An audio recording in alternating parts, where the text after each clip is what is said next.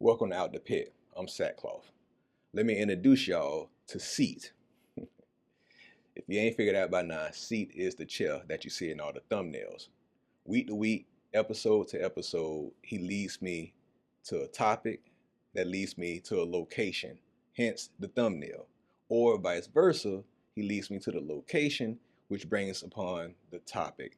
Somehow through, you could call it, some of y'all might say there's something spiritual going on. You feel what I'm saying? But anywho, tonight's topic is we live in fear and prepare for just in case.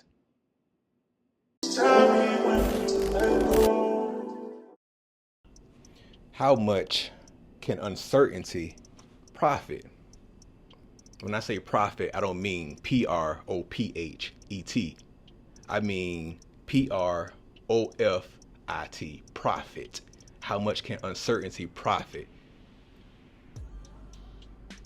I don't know. Maybe I do mean P-R-O-P-H-E-T.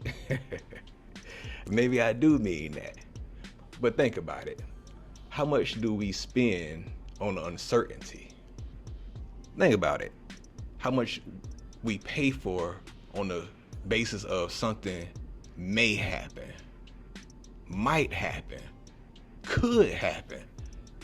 How much do we spend? How much come out of pocket for just in case situations?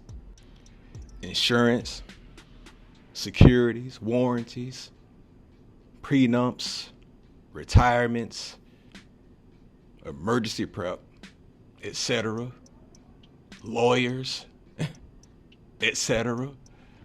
How much money is actually tied up in just in case? And let's keep it real. A lot of us is already living financially tight, paycheck to paycheck type situations. You feel me? So don't get it twisted and hear what I'm not saying. Because I'm not saying that every just in case situation and scenario is unnecessary or not necessary. Because truth be told, protection is worth every penny.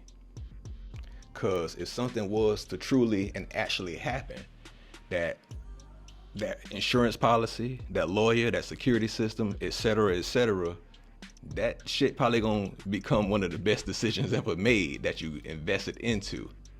You feel me? But let's keep it real. Let's keep it 100. Sometimes what you're really buying into, what you're really buying is a peace of mind.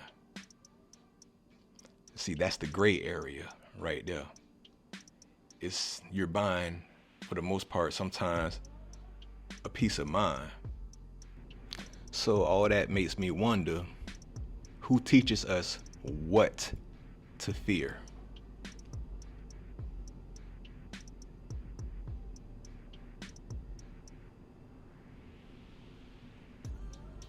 Who? What? Who teaches us what to fear? You got consumer culture, you got the market, which doesn't just respond to fear. It teaches us, it defines what we're supposed to fear. Politics, religion, which plays a big part, which brings us to the church, to religion of all sorts. And this is not an attack. This is not an attack, I repeat. But we gotta keep it 100.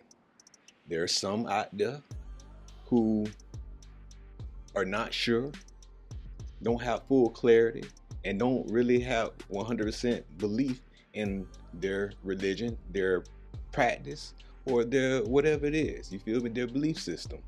But they still do it because just in case. You gotta keep it 100.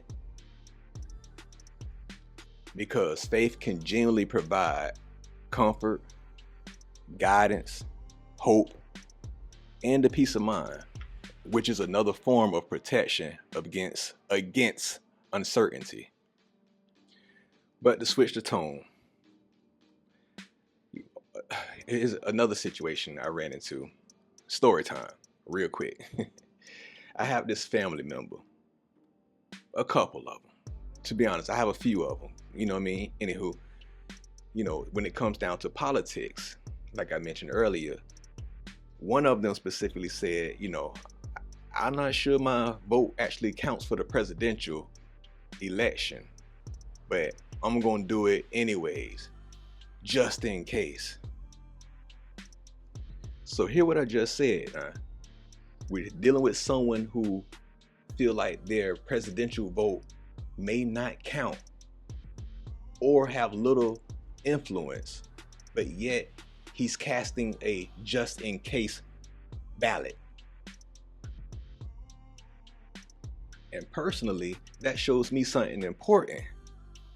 The just in case concept is not just limited to purchasing products. This is a human behavior under uncertainty. What role does uncertainty play in what humans believe, prepare for, purchase, and depend on? I mean, think about it.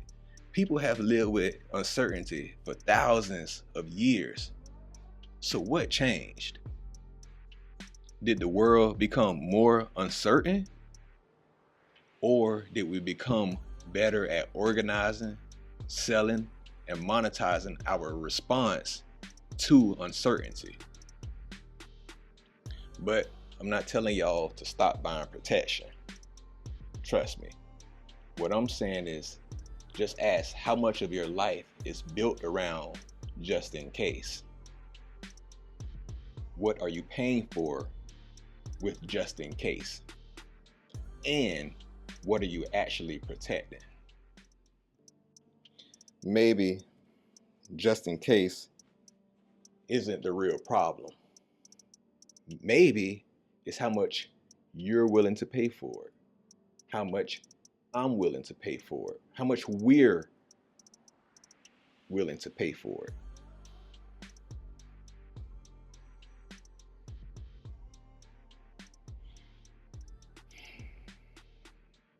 Because if peace of mind is worth it to you, who the hell am I to tell you what it's worth? Sackcloth, it's out the pit, man.